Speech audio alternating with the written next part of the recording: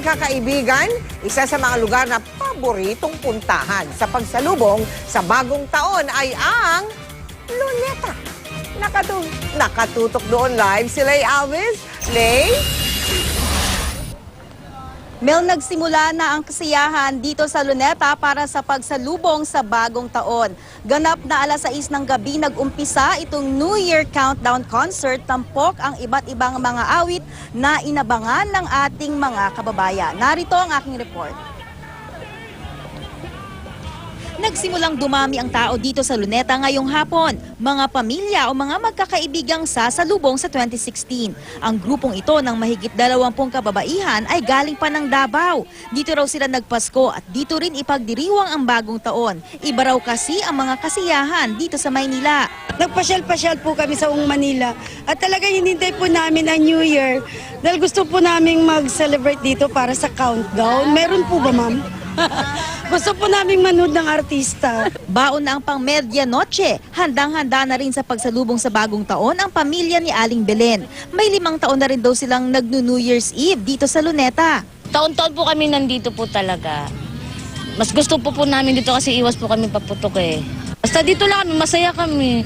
Manonood kami mga may show, ganyan. Tapos yung mga fireworks, mga ganyan, inaano namin. Masaya na kami. Basta ganyan, konting... Oo, kasi takot talaga ako sa paputok. Kaya yung mga ligaw na bala, mahirap kasi yun eh. Ang OFW naman na si Mang Domingo, sinasariwa ang panahong namamasyal sila sa Luneta noong siya'y bata pa.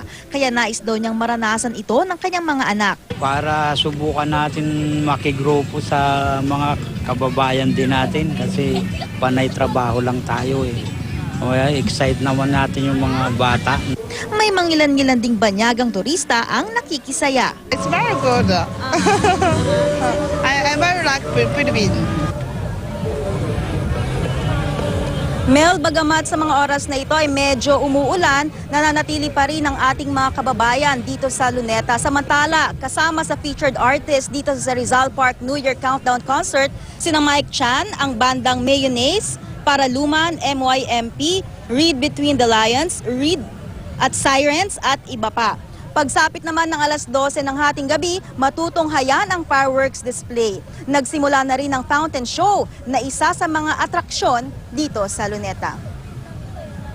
At yan muna ang pinakahuling ulat mula rito sa Luneta. Happy New Year, Mel, Mike, Vicky. Happy New Year at maraming salamat sa iyo, Lay Alves.